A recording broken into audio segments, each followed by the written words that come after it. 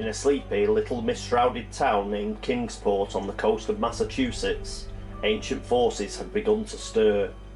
The barrier between worlds, never that thick to begin with in this dream-haunted place, has begun to fray, leaving rifts in the fabric of reality that can be felt as far away as the neighbouring city of Arkham. However, Kingsport has its own protections. There are guardians who watch over it for their own reasons, and powerful forces atop the craggy Kingsport head that can benefit mankind, assuming that they can be bothered.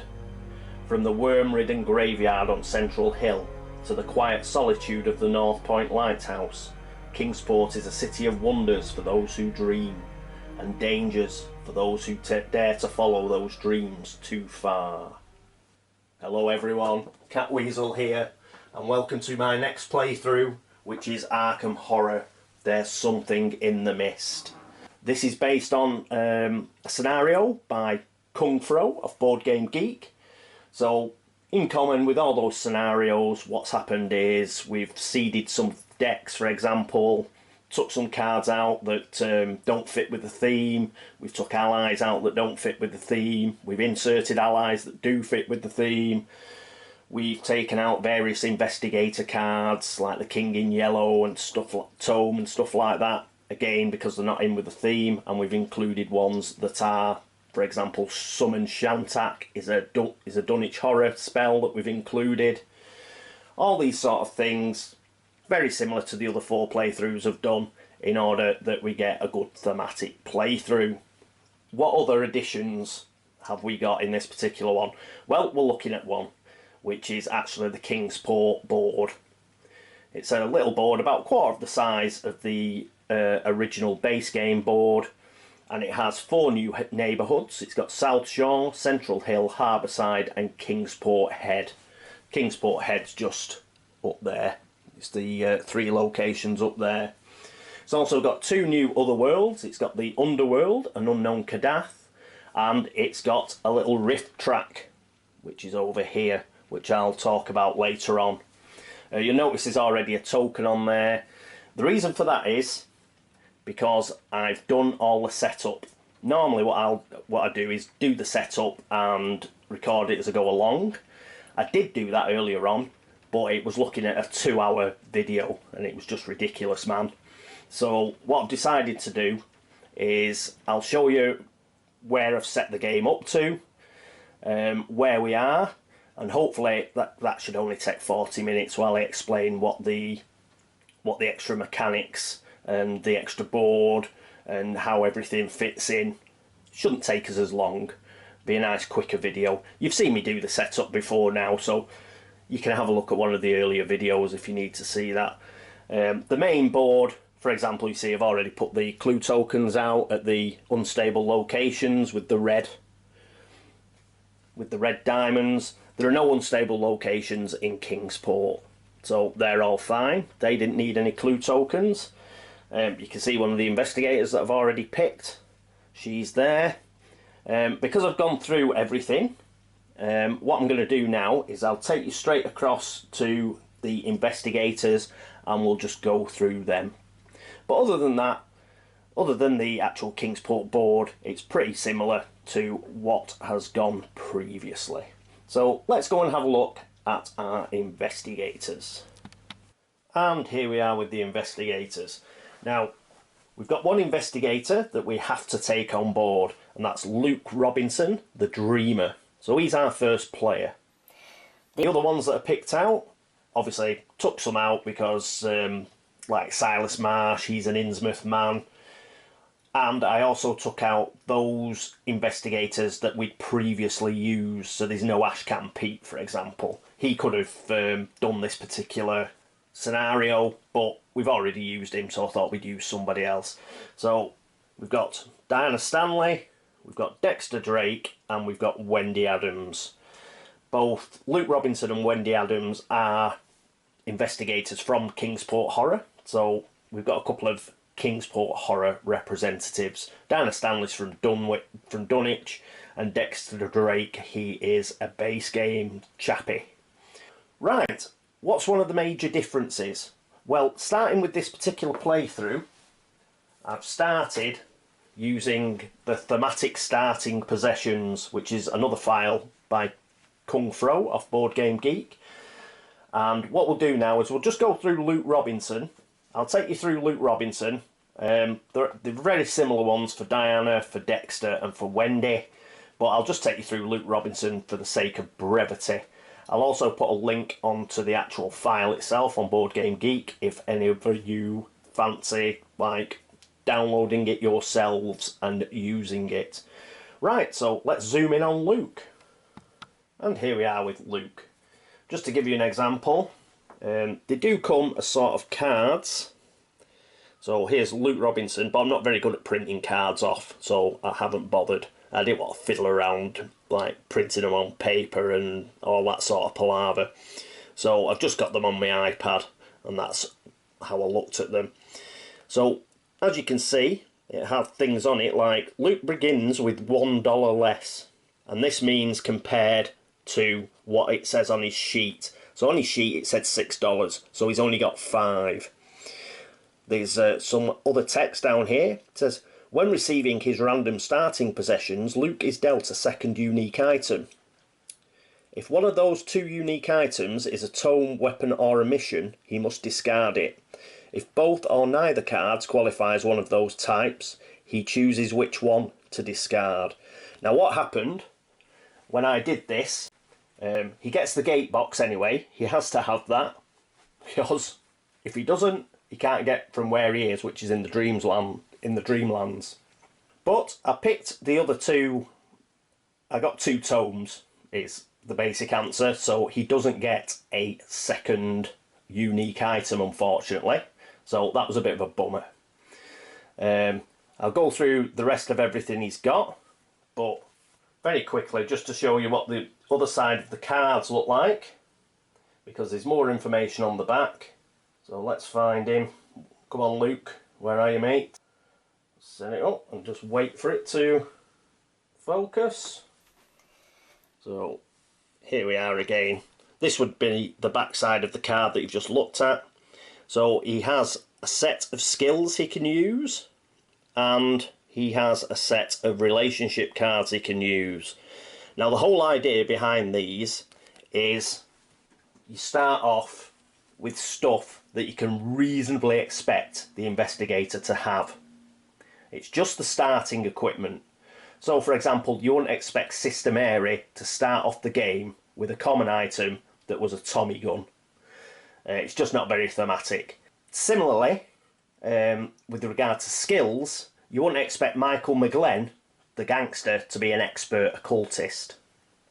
So all of the cards for each of the investigators just has thematic skills, thematic common items and thematic relationship cards. And all I've done is gone through for each one of these investigators and picked those items and skills and relationships that they are allowed to have. An important one on the relationships is obviously Luke here has got a relationship with Diana Stanley. They've both got to be able to have that relationship. Now, he's thought about it, so there's at least 4 between each investigator that you can choose from.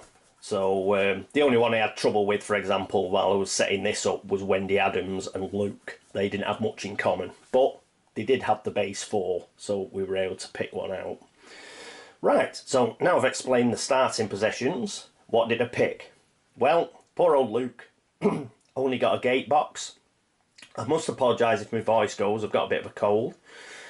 So you may hear it go a bit halfway through, but he's only got the gate box, so he doesn't get a second unique item because I picked 2 tomes, which was rubbish. So what what else did he pick? He picked 2 spells. He got Implant Suggestion was one, which is a Kingsport spell, so it was nice to get that. Casting modifier -2, sanity cost 0. Movement phase, you may cast and exhaust while in Arkham to choose one monster in your location and have it move either in the direction of the white or black arrow in that location. My understanding is that will even work for stationary monsters. because you're using a magical spell to move them. So that could help in the first turn, as you will see. So implant suggestion is 1. Flesh Ward. We've seen this before. Casting modifier -2, sanity cost 1. Any phase, cast and exhaust to ignore all stamina loss being dealt to you from one source. Discard the card if the Ancient One awakens. So those are his 2 spells. The skill that he got and that he is allowed is +1 fight. When you spend a clue token to add to any fight check, add 1 extra bonus die as well. So you get +1 fight all the time, but if you spend a clue token during that combat, you'll get an extra die. Right. So those are his items. Let's have a look at the man himself. There he is. You'll see why he's dressed like a weirdo when I read through. So Luke Robinson, the Dreamer. He's got 7 sanity, 3 stamina. He starts in the Dreamlands, and he starts delayed. His fixed possessions, $5 as I've explained, 1 clue token and the gate box. His random possessions, well, he didn't get the unique item, but he did get his 2 spells and his 1 skill. He's got a focus of 1. His special abilities. He's an experienced dreamer. Luke gains 1 clue token each time he enters another world area or he is lost in time and space. Heirloom. Luke's gate box cannot be lost or stolen unless he allows it. And it just mentioned here he starts in the Dreamlands and he is delayed. His skills, speed and sneak. His speed's nothing to shout about, but he's got 4 sneak. Fight is 4, okay. His will is immense, goes up to 6. His law and luck both go up to 4, so they're fine. Bit of a spellcaster. Right, let's read his story. The story so far. It was many years ago when Luke discovered the Dreamlands. He climbed down the 70 steps of light slumber, faced the judgment of Nasht and Kamanthar, and walked through the doors of sleep into another world. There Luke had grand adventures, returning each night while he slept to explore the strange and wonderful land he'd discovered. In time he began to start seeking the deeper mysteries of the places he went and the beings he talked to. He peeled back layers of secrecy until he came across a great truth. The Dreamlands were real, and he could physically travel there. Luke wasted no time. He settled his affairs in the waking world and gathered up the mystic puzzle box his uncle had left him. Then he travelled to the gateway he'd learned of and passed through it, for what he thought was for good. But word has come to him in the golden fields of the Dreamlands that a great evil is awakening, and the waking world is in danger. So, gathering up his possessions once more, Luke prepares to return to Arkham to help defeat this ancient evil. After all, although New England may seem dull and provincial after the splendours of the Dreamlands, it's still home. So that's Luke, and that's what he's doing. As ever, he has a personal story, so let's see what that is. Personal story of Luke. See if he'll focus. Walking through Arkham's drab streets, Luke was compelled by a memory. In this world there was a friend, one of such ability that the coming storm could be avoided. But where to find this one? There were many doors in Arkham, and many of them led to unpleasant places, but Luke would visit them all and continue his search. Cool. So, searching. Pass condition. If Luke has 3 or more gate trophies, place Found You in play. The fail condition is if there are 4 or more Elder Sign tokens in play, place Given Up for Lost in play.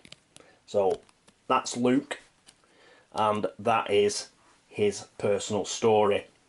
So, relationship cards. He's got a relationship with Diana Stanley, which is Survivors.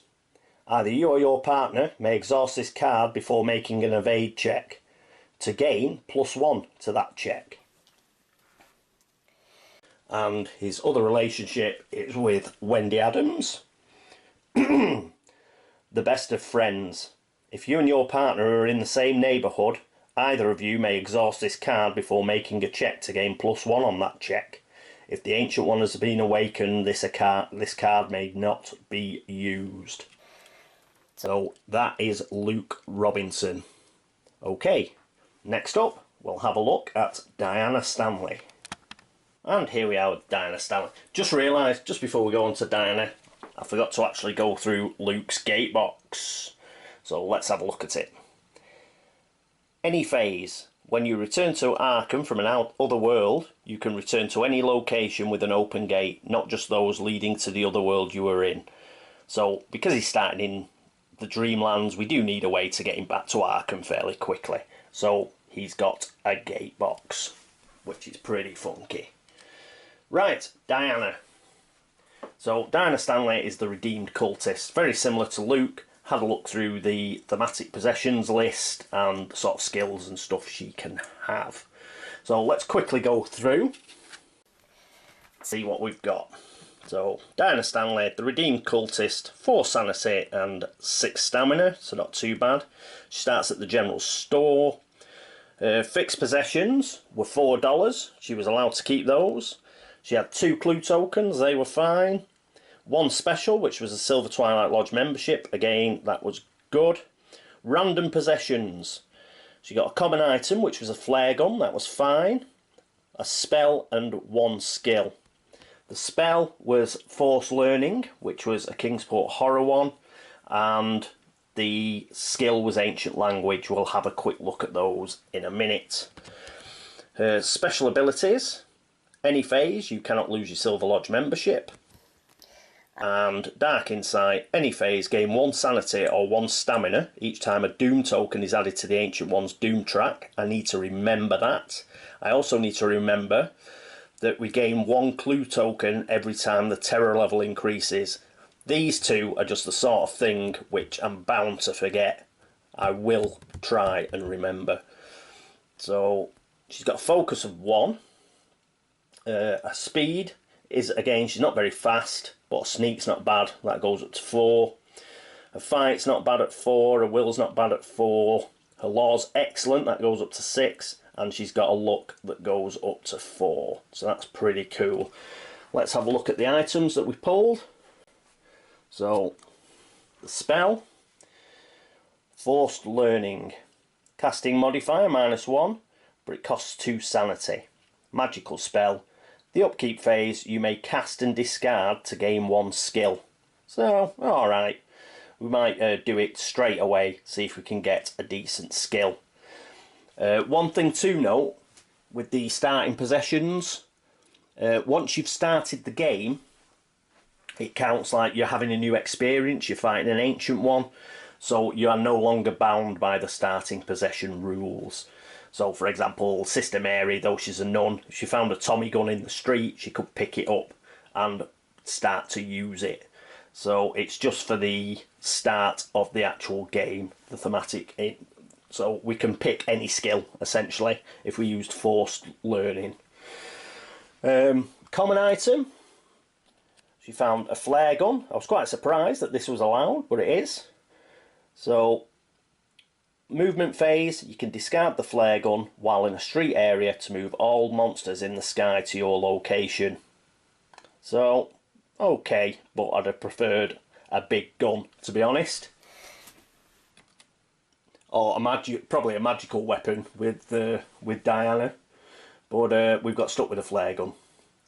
So, there's a Silver Twilight Lodge membership. You've seen that before. All that means is if she has an encounter at the Silver Twilight Lodge, she can use the Inner Sanctum. And Ancient Languages. This is a skill. After making any spell check, exhaust to add 1 success to the result.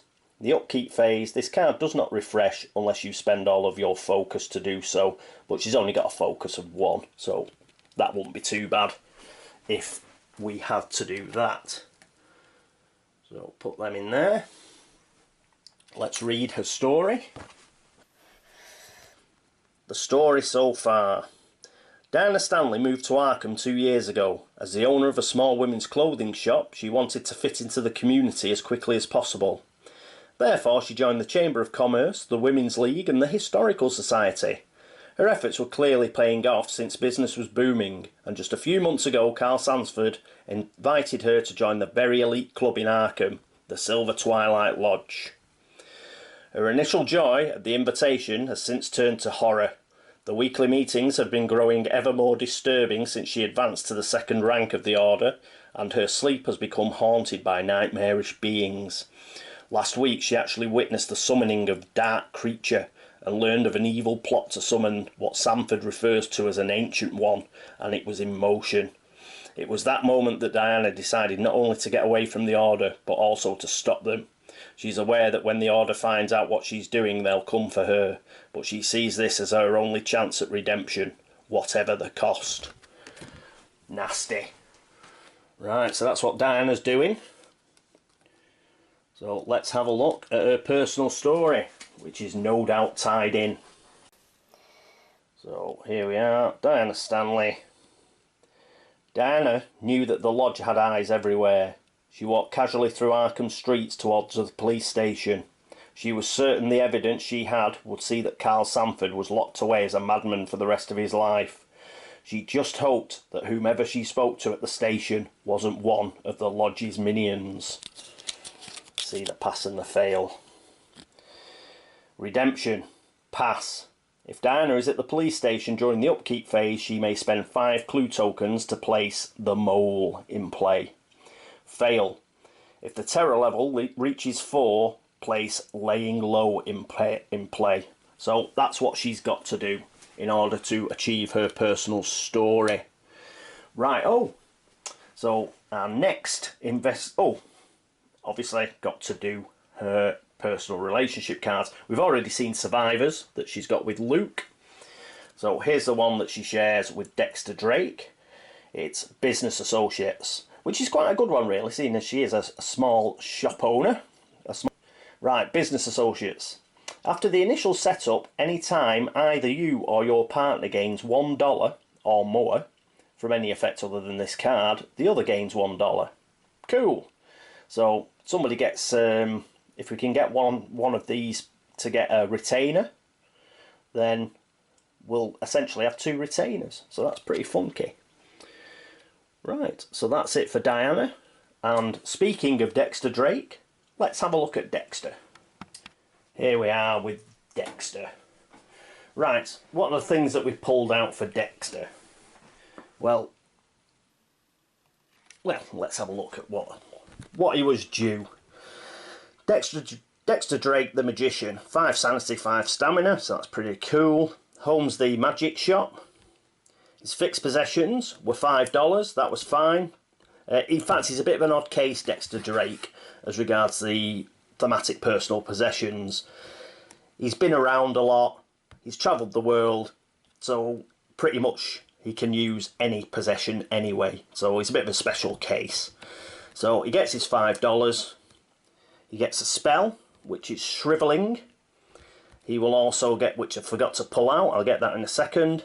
And random possessions, he's got 1 common item, 1 unique item, 2 spells and 1 skill. Just let me pick out Shriveling. Okay, properly organised now. Right, he's got his $5. He's got his Shriveling, which is his spell. Now I've remembered it. Casting modifier -1, sanity cost 1. Any phase, cast and exhaust to gain +6 to combat checks until the end of this combat. So, good combat orientated spell for Dexter. His other spells, he's got Summon Shantak. Now this is a Dunwich horror spell, but it is quite thematic for this scenario, so it's included. Casting modifier is -1, its sanity cost is 1. Movement, cast and exhaust to gain 1 movement point. In addition, you may leave or end your movement in spaces containing monsters without encountering those monsters this turn. So that'll be good for sneaking into gates. His last spell is Bind Monster. Casting modifier +4, sanity cost 2. Any phase, cast and discard this spell to pass one combat check. You must roll successes equal to the monster's toughness to cast this spell. This spell doesn't work on ancient ones. So unfortunately, this is a one-stop shop. But if we've got something really nasty guarding a gate, then perhaps we can use this one. But other than that, it's just a use and throw away, unfortunately. His unique item. Again, this one's a bit odd. It's a Kingsport item. It's the Crystal of the Elder Things. With the actual scenario itself, you actually have to chuck 3 of these out and not use them. But there are 4. And he's managed to get the only one that was left in the unique item deck. So let's have a read. Any phase. Place 1 sanity token from the bank on Crystal of the Elder Things to avoid paying an entire sanity cost of a spell you are casting. If there are 3 sanity tokens on it, discard Crystal of the Elder Things. So there's a similar one, I think, where you put stamina tokens on it. Is it the Enchanted Jewellery, I think? But the Crystal of the Elder Things does exactly the same for sanity. So considering he's a spellcaster, that's a very good unique item for Dexter. So put that there. What else does he have? Yep. He also got, as a common item, he got the rifle. Physical weapon, +5 to combat checks. Now this one, again, is odd. There is a long list of common items that he's allowed to use. And the rifle isn't in it. But if you read the list, he's allowed a carbine rifle. He's also allowed an elephant gun. He's allowed every single revolver and automatic known to man. So I can only think it's an oversight. If he can use the carbine rifle and the elephant gun, then he can use the rifle. So I've kept that. If Kung Fro comes on, or anybody who uses his thematic starting possessions and explains to me why the rifle isn't in, fine, I'll take it off. But as I say, in his list, he's allowed the carbine rifle, he's allowed an elephant gun, so I've just took the rifle. I've mentioned elephant gun there. I don't think it's in the normal game. Kung Fro's also done some...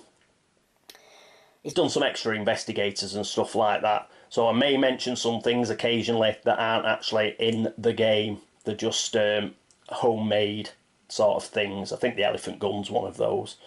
But the carbine is definitely in the game. So if you can use the carbine, I'm saying you can use the rifle. So he kept that when he pulled it out. And his skill, again, very good for a spellcaster, +1 law.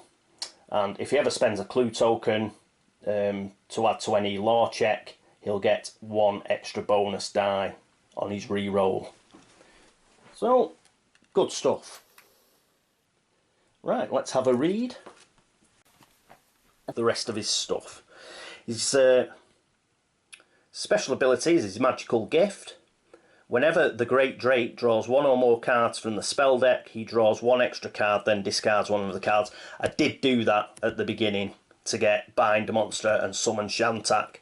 I obviously don't do it with Shriveling because that's the one you've got to take. Right, his abilities. Speed's very good at 5, so he's the fastest. He's got a good sneak as well at 4. His fight's okay at 4. Will not so clever. His law is excellent at 5, and his luck goes up to 3. Let's have a read of his story. The story so far. After returning from his stint in the army during World War I, Dexter became a stage magician and proved to be very successful at his trade, but he always longed to find real magic. As they say, be careful what you wish for. Years later, in a run-down store, Dexter came across a burnt and torn fragment of the Necronomicon itself. Intrigued by this ancient piece of occult knowledge, Dexter began to use his wealth in search of the truth about ancient lore, and what he found horrified him. Now, the more he learns, the less he wants to know, but his studies have led him to believe that a great evil will soon rise in Arkham. He knows that he may well be the only person with the ability to stop this evil from swallowing the world, so he's come to the sleepy town to speak with the proprietor of the old magic shop, one of the few magic shops that contain true lore and not merely the stage tricks that he once studied. Excellent. Good old Dexter. Let's have a look at his personal story and how that relates to his background.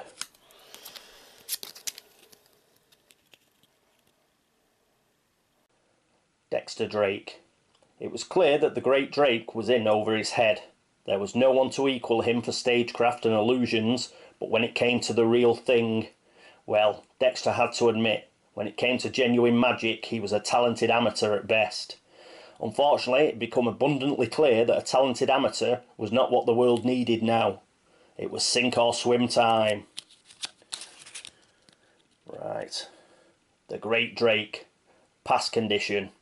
Each time Dexter draws a tome, put a clue token on this card. If there are 2 clue tokens on this card, place Sorcerer in play. The fail condition. If Dexter is driven insane, place Phony in play. So that's what we've got to do with Dexter for him to achieve his personal story. Right, he's got a relationship card that we haven't mentioned yet, which is with Wendy Adams. Again, they can both have this card. When I pulled it from the deck, I had to draw several because Wendy doesn't actually have a lot of relationship cards that she can use. But collectors. After the initial setup, any time either you or your partner gains 1 or more common items or unique items from any game effect other than this card, the other may draw a random card of the same type and purchase it for the list price. Excellent. That'll be very useful. Okay, so that's his relationship with Wendy Adams. So, speaking of Wendy Adams, let's pop across and have a look at her. And here we are with Wendy Adams. Okay, let's have a look at Wendy. Wendy Adams, the urchin. She's got 4 sanity and 4 stamina, which isn't brilliant. She only goes up to 8, but she is a kid. Home is the Bank of Arkham. Special abilities are she's streetwise. Any phase, Wendy automatically passes any evade checks made in a street area. So if she's in a street, she's not going to have to fight, say, a flying monster or something. If it comes down and attacks, she will automatically evade it. Her other special ability is Blessed is the Child. Any phase, Wendy cannot be arrested or cursed while she has an elder sign. She's also a minor, so she cannot gain a bank loan. At fixed possessions, it would be $3, but thematic starting possessions knocked that down to 2, so she's only got $2, but she did get an extra clue token, so she's up to 4 clue tokens instead of 3. She has 1 unique item, which is an elder sign, and you'll see why shortly. Her random possessions were 1 common item and 1 skill. Her focus is 3. Her speed and a sneak are excellent, so she can do 5 speed and 6 sneak. She's a kid, she runs around everywhere, she's always hiding. Top banana. Fight and will. Fight and will are both at 3, not brilliant, but again, she's small, she's a little kid. Her law is fine at 4, so we've probably got we've got a hatful of spellcasters basically, and her luck's very good at 5. Okay, let's have a look at her possessions. As mentioned, she starts off with an elder sign, which is quite powerful, but in another way it isn't, and you'll see. So, usual elder sign, you know how these work. When closing a gate, you sacrifice a stamina and a sanity. You don't have to make a roll, you automatically close the gate. And you also remove a doom token from the doom track. We like a lot. The common item that she found, again, she couldn't use many common items at the beginning, but the first one I came across was Dark Cloak. So +1 to evade checks. So she's very good at evading stuff. Similarly, when I had a look at her skills, we got Stealth. So any phase, exhaust to reroll an evade check. She reminded me of Newt in Aliens, to be honest. She's going to spend the whole time sort of hiding away from all the monsters. So I might even start calling her Newt. Right, so that's her possessions, such as they are. Let's read her story. The story so far. Mama used to let Wendy play with her necklace when she was small. The strange iron star design was one of her earliest memories. Mama would tell her stories and Wendy would spin the necklace and watch as it glittered. Then word came that her father had been lost at sea and Mama started acting strange. She drew unusual symbols in chalk all over the house and read bizarre and terrible books. Eventually one of Wendy's school teachers grew concerned and Mama was sent away to the asylum while Wendy went to the orphanage. Before they took her away, Mama gave her the necklace. Keep this close, Wendy. It'll protect you when I can't. Always remember that your Mama loves you. Wendy stayed in the orphanage for several years before running away, finally deciding that she could take better care of herself than the state could. Now Wendy stands in front of the bank, staring at a photograph someone dropped into her cup when she wasn't looking. A photograph of her father with an even more mysterious message written on the back. Soon the red tide rises. Stay safe, my little girl. Looking up, Wendy feels something welling up inside that she hasn't felt for many years. Hope. Fabulous. So that's really good. Those are sort of stories that we like, and hopefully the personal story will be all to do with that. Let's see if we can help her out. Let's have a read. When it focuses. Wendy Adams.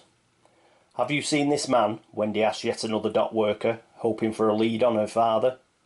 He was last seen around the docks. The gruff worker shook his head, pity obvious on his face. Sorry, girlie. Wish I could help you out. Wendy forced a smile. Don't worry, I'll find him. It's just a matter of time. Let's have a look. Red tide rising. Pass condition. If there are 3 or more elder sign tokens on the board, place family reunion in play. Fail. If Wendy does not have an elder sign, place lost hope in play. Cool. Let's hope we can do it. Right. So that's Wendy Newt Adams. Right. What we'll do next is we'll have a look at our ancient one. Okay. Well, let's take a look at who we're up against. And we're up against the serpent god. Yig. So, worshippers. Yig's worshippers are actually disguised serpent people. Their bite is highly poisonous. Cultists have a combat rating of 0 and a combat damage of 4 stamina. Probably because they're poisonous. Yeah, because of serpent people, they're a bit harder to hit, so they're at +0. Yig. Yig's anger. While Yig stirs in his slumber, he gains a doom token whenever a cultist is defeated or an investigator is lost in time and space. At the start of the battle, every investigator is cursed. Any investigator that already has a curse is devoured. He's got no special abilities on his attack. His attack is each investigator must pass a speed +1 check or lose 1 sanity and 1 stamina. This check's modifier decreases by 1 each turn of the battle. So it'd be +0 on the second turn, -1 on the third turn, etc. Now why have I gone through that? Because I don't normally go through that. The reason is his horrendously short doom track of 10. So there is a good chance that we will not be able to get 6 seals or 4 closed gates trophies and no gates open on the board before he wakes up. One thing that is in our favour is Yig's a bit of a pussycat. It's considered within Arkham horror circles that he's the easiest great old one. But bear in mind that that's a relative thing. He's the easiest one, but they're not exactly easy, even Yig. And he's going to be a bit more difficult because, as with all the other playthroughs of Arkham Horror, I am using the epic battle rules, which are a bit more difficult. So, while he's the easiest of the lot, he's still not an absolute cakewalk. So, But like I say, I've gone through his attack and everything, as there is a good chance we will actually end up fighting him. So that's Yig. Right, what else have we got? Well, in this particular scenario, we've got a Guardian. If you remember, in the King in Yellow playthrough, we had a Herald. Well, the Herald is sort of on the bad guy's side, and the Guardians are on the good guy's side. Sort of. The reason I say sort of is because they're not really bothered about humanity, and you've got to creep and crawl, and they might actually help you out. In this particular game, Guardian is called Nodens. So let's have a look at him. So, Nodens' blessings. And upon dolphins' backs was balanced a vast crenellate shell, wherein rode the grey and awful form of the primal Nodens, lord of the great abyss. Whenever an investigator gains a blessing card, he also draws the top card of the blessings of Nodens' deck and keeps it. Ruler of the Night Gaunts. Instead of making a combat check against the Night Gaunts, any investigator may instead have the Night Gaunt drop him into the open gate of his choice by invoking Nodens' name. Well, it's better than fighting them, but you'll probably get stuck through the gate. Hunter of Horrors. Because Nodens is hunting the servants of the Ancient Ones for sport, their numbers are being kept somewhat under control. The outskirts limit is increased by 1. So instead of being at 4, as you can see by the die that I've put there, it is now 5. So we do get an extra outskirts monster. So let's have a look at him. There he is on his chariot, no doubt hunting Ancient Ones minions. Nodens, Lord of the Great Abyss. When Nodens is the Guardian, shuffle the blessings of Nodens' deck and place it face down near the board at the start of the game. So this is the Nodens' deck, which I've shuffled. There are also some other special cards specific to Kingsport Horror. There's the Captain of the White Ship card, and I think there's a Change card and the Great Seal that are sort of available. So these will all be at the side of the board. Right, I'll just put these back, won't be a second. So here we are back looking at Arkham, and specifically the Unnameable. As I mentioned, I've actually done all the setup previous to doing this video. I was videoing it as I was doing it, but it was getting ridiculously long. So what I've done is picked out our top Mythos card. The Mythos and Gate cards, as normal, they've had some taken out and so, due to theme, but all that's been done and they were all shuffled, and they have the vast majority of Kingsport cards are in with their base game equivalents. So this is what we drew. So first of all, we put a gate at the Unnameable, which, as you've just seen. A clue appeared at the woods, so we've got 2 clues at the woods now. And that was the monster movement. Now the monster we got was a ghost. So the ghost itself didn't move. That's there. But we still use this symbol here, and we use that for the rifts. I'll show you that in a second. But let's just read Dark's Carnival arrives. It's an environment urban card. Investigators who end their movement in the north side streets gain 1 clue token from the sinister wonders they witness, but must pass a will -1 check or lose 1 sanity. So this will be on the board at the north side streets. So I'll put that there to remind me. Okay, let's pop up to Kingsport, and I'll just go through how I've placed everything for the rift. And here's Kingsport. So if you recall, Dark's Carnival, we had a square and a diamond on white, and we had a circle on black. So I picked up one of the tokens, and we got the rope and anchor. I don't know if you can just see that. So then we had a look at the corresponding monster symbols, which were here on this second rift. The bottom 2 here, so that's where the crown and anchor goes. So we need another 3 on this second track here, and this rift will go out onto the board. If we want to get rid of this token, we need to send somebody up to the rope and anchor to have an encounter, then we can take that away. So that's how that will work. Any other bits and pieces? Yes, there is. Allies. Here we are. I did pick these out, but there are certain allies that we had to have in. One was Thomas Olney, also the Terrible Old Man, Kingsport again. Our favourite, Richard Upton, I've lost my shirt so I'll sit down and have a cigarette. He's in. Always glad to see Richard. Dr. Herbert West, Reanimator. At the moment he hasn't gone completely hat stand and started injecting people. So he can come in as an ally. Duke, good old Duke, back with us. Back for another game. Nice to see you, Duke. Ruby Standish. This one's a good one as well. I was glad I picked this one out. This wasn't one that was required, but Silver Twilight Lodge is where you meet her, and with having Diana Stanley, I think that's quite apt. So it was nice to see her. Asenath Waite, she wasn't required. Kingsport Horror, we pulled her out anyway, so she's one. Tom, Mountain Murphy, +2 fight, always useful. Base game, wasn't required, but we picked him out. Basil Elton, he was required. He's Kingsport Horror, so he's in the deck. Granny Orn was also required, Kingsport Horror ally, so she's in there. William Bain, again, Kingsport Horror, required. He's been put into the deck. And Thomas we saw right at the beginning. So we should have 11. 1, 2, 3, 4, 5, 6, 7, 8, 9, 10, 11. So we have got our 11 allies.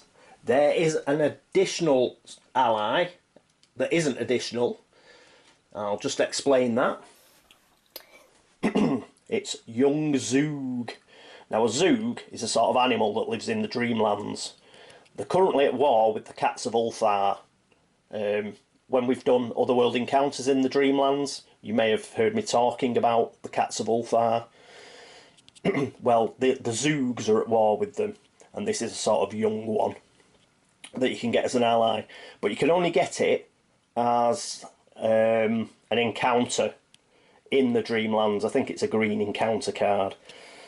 If we do get him, then he will be promoted to the ally deck, and we will discard another ally, one of the ones that wasn't required, in order to make room for him. But as it stands, he may not get picked, but he's sort of off to one side. But as soon as if he does get picked, we will keep it at 11 by discarding one of the non-required allies that we've got. So that's young Zoog. He's off to one side. All the other stuff is as normal. Things like the location decks, the Injury and Madness. We've got the basic special cards for the base game, as well as the special cards I just showed you for Kingsport Horror. So that's it. Everything's set up. We've got Wendy Adams at the Bank of Arkham. We've got a gate in the Unnameable, guarded by a ghost. Diana Stanley's at the General Store. Luke Robinson is delayed in the Dreamlands, and Dexter Drake is currently at the Old Magic Shop. So that's it. Thanks very much for watching. I hope you don't mind I didn't go through the whole setup, but it was getting a bit ridiculous.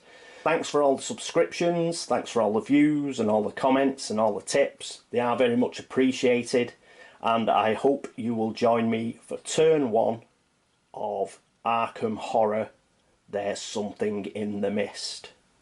Until then, this is me, Catweazle, signing off. Toodaloo.